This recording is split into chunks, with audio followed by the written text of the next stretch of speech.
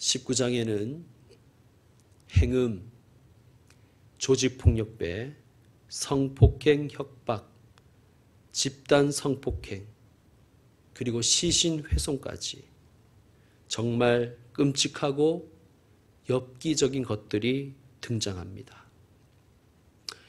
성경에 뭐 이런 것까지 적혀 있나? 라는 그런 생각이 들 정도입니다. 그런데 여러분, 역설적이게도 이런 것까지 기록되어 있기에 성경입니다. 성경은 단지 인간의 글이 아니라 하나님의 말씀임을 인정할 수밖에 없습니다. 만약 성경의 이야기가 누군가가 지어낸 이야기라면 되도록 좋은 말만 적으려 하지 않겠습니까? 소위 은혜 받을 만한 말씀, 감동적인 예화들만 취사 선택해서 넣었겠지요. 그런데 성경을 우리가 읽어보면 인간의 죄악된 이야기를 적나라하게 기록하고 있음을 발견합니다. 왜요? 성경은 우리에게 구원의 길을 제시해 주는 책이기 때문입니다. 우리에게 구원의 길을 제시하는 데 목적이 있습니다. 구원을 얻으려면 죄를 회개해야 하지요. 그러면 죄가 무엇인지 또한 그 심각성과 무서움을 알아야 하나님 앞에 무릎을 꿇지 않겠습니까? 성경은 듣기 좋은 말, 달콤한 말이 많아서가 아니라 구원의 길을 우리에게 알려주시기에 성경은 정말 생명의 책입니다. 그래서 참 그리스도인은 하나님 주신 성경을 많이 사랑합니다. 17장부터 21장까지 사사기는 긴 결론을 가지고 있습니다. 우리가 17장, 18장을 보았는데요. 미가, 요나단, 그리고 단지파의 이야기를 통해서 사사시대가 영적으로 얼마나 타락했는지를 우리에게 보여주었습니다. 19장부터 21장까지는 민족 상잔의 비극, 이스라엘 내전의 이야기를 통하여 사사시대가 도덕적으로, 윤리적으로, 또 사회 구조적으로 얼마나 망가졌는지를 우리에게 제시합니다. 19장 본문으로 들어가 보십시다. 1절 중반을 보시면 에브라임 산지 구석에 사는 한 레위인이 유다 베들레헴에까지 가서 첩을 맞이합니다. 첩을 얻는 것 자체가 레위인에게는 떳떳하지 못한 짓이었음을 알 수 있습니다. 하나님은 창세기 2장에서 이렇게 말씀하셨어요.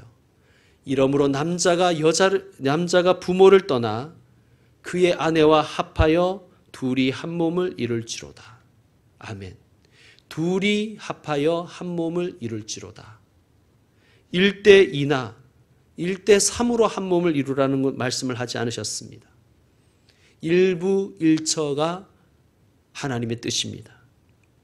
물론 구약 성경을 보면 아내를 여러 둔 사람을 종종 발견하지요. 그러나 여러분 꼭 기억하십시오. 성경에 나온다고 해서 다 성경적인 것은 아닙니다. 하나님은 둘이 한 몸을 이루라고 하셨습니다. 그것이 하나님의 뜻입니다. 이스라엘은 그것을 지켜야 되죠. 아니, 다른 사람은 몰라도 하나님을 섬기는 레위인은 그것을 알고 그것을 지켜야 됩니다. 그런데 이 레위인은 하나님의 뜻을 어깁니다. 그것도 적극적으로 어깁니다. 유다 베들레헴에까지 가서 첩을 얻습니다. 어쩔 수 없는 이유가 있어서 첩을 삼았으면 어쨌든 좋은 남편이 되도록 노력해야 되지요. 그런데 본문 2절과 3절에서는 남편이라고 했다가 26절, 27절에서는 주인이라고 하는 것을 볼 때 둘의 관계가 좀 애매했다는 것을 알 수 있습니다. 이 레위인은 삶이 투명하지 못하고 뭔가 음흉하고 구린데가 있는 사람이었습니다. 그런데 그 첩이 2절 행음합니다. 그리고는 남편을 떠나서 친정에 돌아가서 거기서 넉 달 동안을 지냅니다. 이상하지요. 이상합니다. 어떤 점이 이상한가? 지금도 가끔 뉴스를 보면 이슬람 국가에서 부모나 형제에게 명예살해를 당하는 여인의 이야기를 우리가 듣습니다.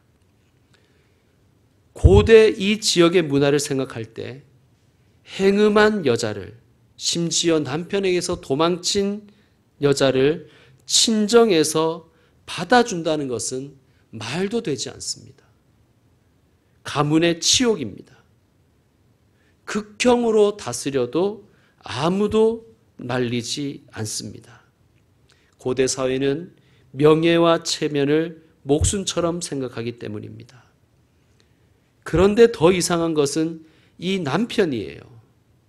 3절을 보시면 그의 남편이 그 여자에게 다정하게 말하고 그를 데려오고자 하여. 이상하지요.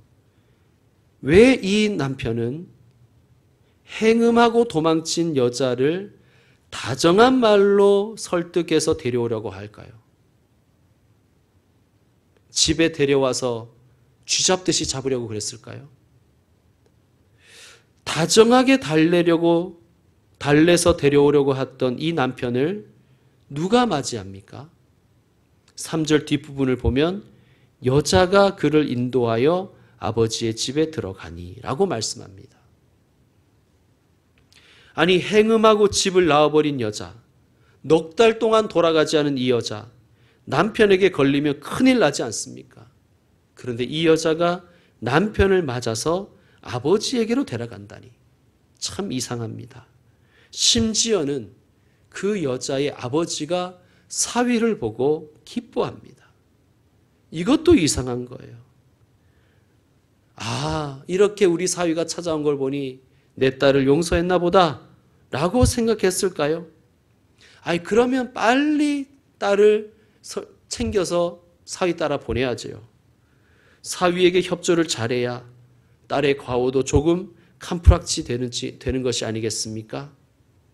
그런데 용서하니 마니 그런 이야기는 없고 4절에서 9절을 보면 그녀의 친정아버지는 왠지 딸을 보내려 하지 않는다는 느낌을 줍니다. 왜 그랬을까요? 딸이 보고 싶을까 봐 그랬을까요? 아니 뭐 넉 달이나 같이 있었는데 사위가 왔을 때 빨리 보내야 되지 않습니까? 사위가 너무 좋아서일까요? 물론 고대 근동 문화에서 손님 접대는 의무라고 말씀드렸습니다. 따라서 이 장인이 사위를 그렇게 대접한 것은 문화적으로 보면 어쩌면 당연하다고 할 수도 있겠습니다. 그러나 왠지 장인이 너무 필사적으로 또 절박할 정도로 사위와 딸을 늦게 보내려고 하는 것이 좀 느껴집니다. 마음이 놓이지 않아서 그렇게 보이기도 합니다. 그러나 이 레위는 장인의 만류를 뿌리치고 다섯째 날 오후에 황급히 출발하지요. 행음하고 도망친 첩을 다정한 말로 달래서 데려오겠다고 하는 레위인도 또 다시 데려가려는 사위의 출발을 지연시키는 장인도 뭔가 이상합니다.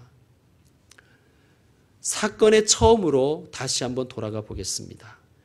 2절 앞부분을 다른 번역 성경으로 한번 읽어드릴게요. 새 번역 성경입니다. 그러나 무슨 일로 화가 난 그 여자는 그를 떠나. 여자가 화가 났다는 거예요. 공동 번역입니다. 그 첩은 화나는 일이 있어서 그를 버리고 화나는 일이 있어서 그를 버렸다는 거예요. 여러분, 행음했다고 하면 누구에게 책임이 있습니까? 행음한 사람, 첩에게 문제가 있는 것이죠. 그런데 그 처분 화나는 일이 있어서라고 하면 누구에게 문제가 있을 가능성이 높습니까? 화나게 한 사람, 즉 레위인에게 잘못이 있을 확률이 높지요. 여러분 생각에는 누가 잘못했을 것 같습니까? 레위인이 무슨 짓을 했는지는 알 수 없으나 장인의 집을 떠난 이후의 행적을 우리가 유심히 살펴보면 이 사람이 어떤 사람인지 우리는 충분히 알 수 있습니다. 장인의 집을 출발한 레위인 일행은 여부스 근처에 도착합니다. 10절 중반을 보시면 여부스는 곧 예루살렘이라 라고 설명합니다. 사사시대에는 아직 예루살렘조차도 정복하지 못했다는 이야기입니다. 11절을 보면 종이 주인에게 청합니다. 여부수 사람의 이 성읍에 들어가서 유숙합시다. 그랬더니 레위인은 12절에서 이렇게 거절하지요. 이스라엘 자손에 속하지 않은 이 이방 성읍으로 들어가서 더러운 이방인들에게 나는 신세지지 않겠다. 거룩한 이스라엘 사람들이 사는 기브아로 가자. 그런데 결국 어떻게 되었습니까? 기브아에서 더러운 꼴을 당하지요. 15절, 기브아에 왔는데 아무도 이들 일행을 환대하지 않습니다. 나그네를 영접하는 것이, 그래서 대접하는 것이 고대 사회의 불문율이며 그 마을의 명예이고 또한 의무이자 긍지였습니다. 만약 이 마을을 방문한 나그네가 풍찬 노숙한다면 그것은 그 마을의 부끄러움이요 수치인 것입니다. 다행스럽게도 베냐민 지파 사람은 아니었지만 에브라임 지파 출신의 한 노인이 이들을 자기의 집으로 초대하지요. 기브아 사람들이 아무도 이 나그네를 영접하지 않았다는 것은 기브아, 즉 베냐민 지파가 타락했음을, 수치를 모르는 지경에 이르렀음을 암시하는 것입니다. 베냐민 지파가 얼마나 타락했는지를 잘 보여준 이들이 찾아왔습니다. 불량배들이었습니다. 22절을 보시면 그들이 마음을 즐겁게 할 때에 그 성읍의 불량배들이 그 집을 에워싸고 문을 두들기며 집주인 노인에게 말하여 이르되 너의 집에 들어온 사람을 끌어내라. 우리가 그와 관계하리라. 여러분, 이 불량배들이 하는 말을 볼 때에 기브아 사람들이 레위인이 자기들의 성읍에 들어왔다는 것을 몰라서 영접하지 않은 것이 아닌 것을 우리는 알 수 있습니다. 어쩌면 기브아 사람들은 일이 이렇게 될 것을 알았기에 자기들의 성읍을 방문한 사람들을 외면한 것입니다. 불량배들이 나그네에게 무슨 짓을 할지 이미 알고 있었기에 그들은 말릴 생각조차 하지 않았던 것입니다. 20절을 보면 노인이 이렇게 말하지요. 거리에서는 유숙하지 말라. 여러분, 이 말이 바로 이 상황을 염두에 두고 한 말이었습니다. 불량배들이 그 집을 에워싸고 문을 두들기며 소리를 칩니다. 너의 집에 들어온 사람을 끌어내라. 우리가 그와 관계를 가져야 되겠다. 관계하다, 관계를 가지다라는 것은 강간을 하겠다는 뜻이에요. 심지어 동성 성폭행을 하겠다고 대놓고 말하죠. 동성애도 무서운 죄인데 성폭행이라니요. 그것도 아예 대놓고 말입니다. 참으로 참혹하고 끔찍합니다. 노인이 그들을 달랩니다. 23절 중반에 보면 내 형제들아 청하노니 이 같은 악행을 저지르지 말라. 이 사람에게 망령된 일을 행하지 말라. 여기까지는 바른 말을 잘했어요. 그런데 그 다음 말이 이상합니다. 24절 보라 여기 내 처녀딸과 이 사람의 첩이 있은즉 내가 그들을 끌어내리니 너희가 그들을 욕보이든지 너희 눈에 좋은 대로 행하되 오직 이 사람에게는 이런 망령된 일을 행하지 말라 하나. 이게 뭡니까? 이게 뭐지요? 말인가요? 똥인가요? 기가 찰 수밖에 없습니다. 여러분, 그런데요, 지금 이 장면 어디서 본 것 같지 않습니까? 창세기 19장에 나오는 소돔에서 있었던 사건과 매우 유사합니다. 장수도 똑같잖아요. 창세기 19장, 사사기 19장. 천사들이 소돔을 방문했습니다. 그러자 소돔의 남자들, 젊건 늙건 남자들이 다 모여서 그 집을 둘러싸고 문을 두들기며 이렇게 말합니다. 우리가 그들을 상관하니라. 마찬가지입니다. 여기서 상관한다는 것은 성관계를 맺겠다는 것입니다. 롯이 그렇게 하지 말라고 간청하며 뭐라고 얘기합니까? 대신 내 딸들을 주겠다. 너무 닮았지요. 너무 유사합니다. 이게 무슨 말씀일까요? 베냐민이 소돔이 되어버렸다는 뜻입니다. 베냐민 사람들이 소돔 사람들처럼 타락해버렸다는 뜻입니다. 아니, 베냐민만이 아니라 사사시대 이스라엘 12지파 모두 별반 다를 것이 없었다는 뜻입니다. 그렇게 많은 기적과 여호와의 은혜와 사랑을 받은 이스라엘이 소돔이 되어버린 것입니다. 성도 여러분, 소돔과 고모라의 결국은 어떻습니까?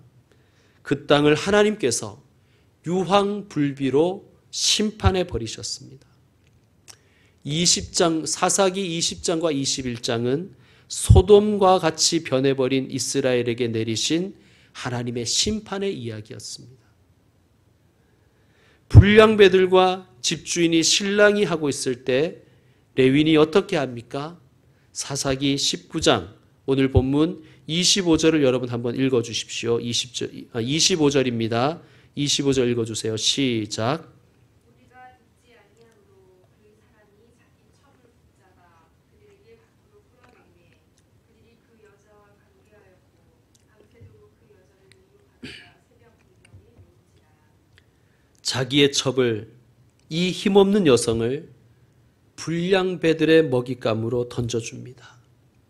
이 불쌍한 여인이 밤새도록 능욕당하다가 새벽 미명에 놓였습니다. 겨우겨우 자기 남편, 자기 주인이 있는 집까지 기어왔지만 문 앞에서 쓰러지고 맙니다. 얼마나 간절히 집에 들어가기 원했는지 27절 끝을 보면 이 여인의 두 손이 문지방에 놓여 있습니다. 불쌍하지요. 그렇게 생을 마감한 것입니다. 이 여인이 이 끔찍하고 참혹한 일을 당하고 있을 때, 그리고 문 밖에서 외롭게 죽어갈 때 남편은 뭐 했지요? 27절을 보면 그의 주인이 일찍이 일어나 집 문을 열고 떠나고자 하더니 자기 부인을 끌어내 불량배들에게 바친 이 인간은 푹 잤습니다. 새벽형 인간이 아니라 인간 실격입니다. 부인에게 아무런 도움도 주지 않았습니다. 일찍 일어나서 부인 찾으러 다닌 것도 아닙니다. 잘 자고 일어나서 쿨하게 떠나려고 했습니다. 문을 여는데 이 불쌍한 여인이 엎드려 있는 거예요. 여보! 하며 달려들어 응급처치한 것도 아니에요.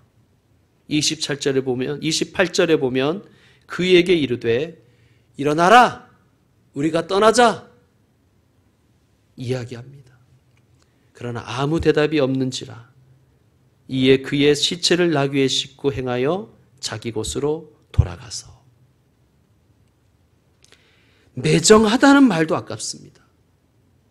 인간 말종이고 사이코패스입니다. 집에 돌아온 그는 잔인하게 시체를 12토막으로 잘라서 이스라엘 전역으로 보냅니다. 그리고 편집된 사실을 적은 편지를 함께 넣었습니다. 30절에 보면 훼손된 시신의 토막을 보고 12지파의 사람들이 분노하지요. 오늘까지 이런 일은 일어나지도 아니하였고 보지도 못하였도다. 레위인이 어떤 주장을 했는지는 다음 주일에 계속 살펴보겠는데요.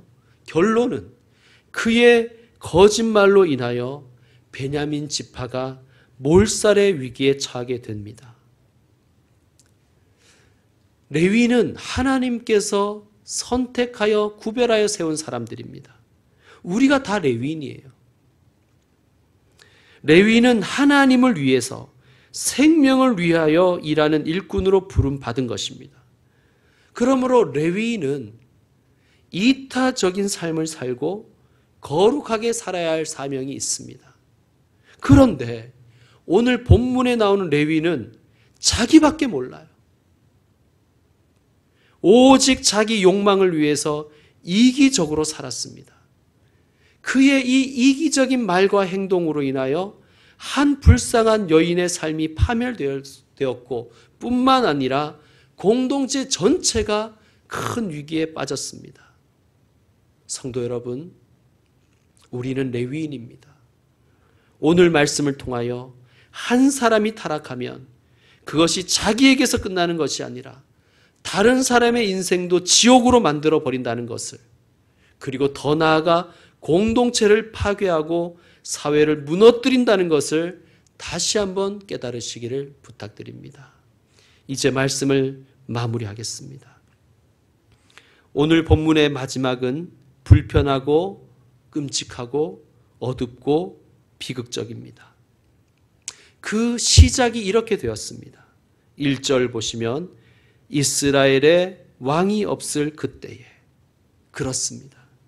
하나님을 왕으로 섬기지 않고 하나님의 왕되심을 거부한 이스라엘은 영적으로, 도덕적으로, 윤리적으로 완전히 파탄났습니다.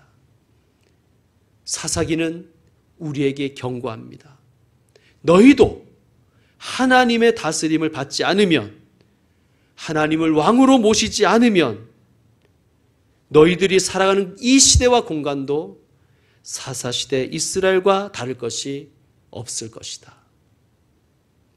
성도 여러분, 인간은 하나님의 다스림에 순종하여 살아가면 천사보다 더 아름답게 살 수 있습니다. 그러나 왕이신 하나님의 통치를 거부하면 사탄 마귀보다 더 악한 존재로 전락하게 되고 맙니다.